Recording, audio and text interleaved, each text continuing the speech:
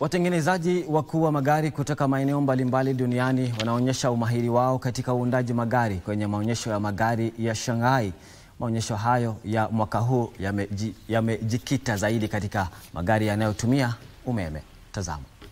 Maonyesho haya ya siku 10 yamewaleta pamoja wataalamu wa kutengeneza magari ya kisasa na haswa yanayotumia nguvu za umeme. Takriban washiriki 1000 kutoka nchi na maeneo 26 wanahudhuria, huku wakitumia fursa hii kutafuta ushirikiano zaidi na pia kupenyeza soko pana la China.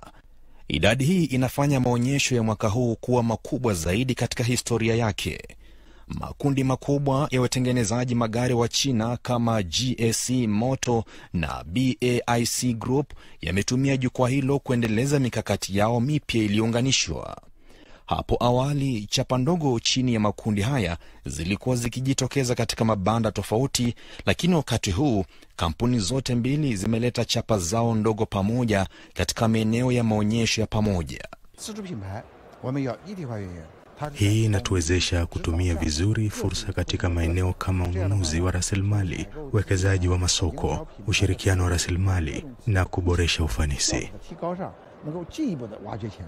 Kukuza teknolojia ya umeme ni lengo la pamoja kwa chapa zote zinazoshiriki, huku watengenezaji wengi wa kimataifa wakitumia fursa hii kuongeza utengenezaji wao wa magari mapya ya umeme.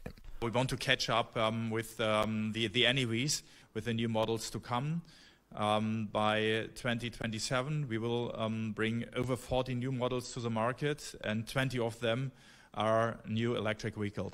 Wakati huo Audi imeanza kuzindua magari mapya ya umeme kwa soko la China pekee, hadi kufikia hatua ya kubadilisha chapa yake nchini China kuwa Audi, ikitumia herufi 4 kubwa badala ya pete 4 maarufu. Yeah, we see also the strong transition to electrification, but we will introduce with our partner FAW the Q6L and the A6L e-tron models as new energy vehicles, and will, with the 4-letter brand, bring 3 new NEV vehicles in the next 3 years to the market. BMW iliuza zaidi ya magari 1100 ya umeme nchini China mwaka jana na inapanga kuongeza uwekezaji wake katika soko hilo. Exactly to propel this trend also for BMW, and this will bring our competence to a completely new level in terms of range and also the cost effectiveness of participating in this industry.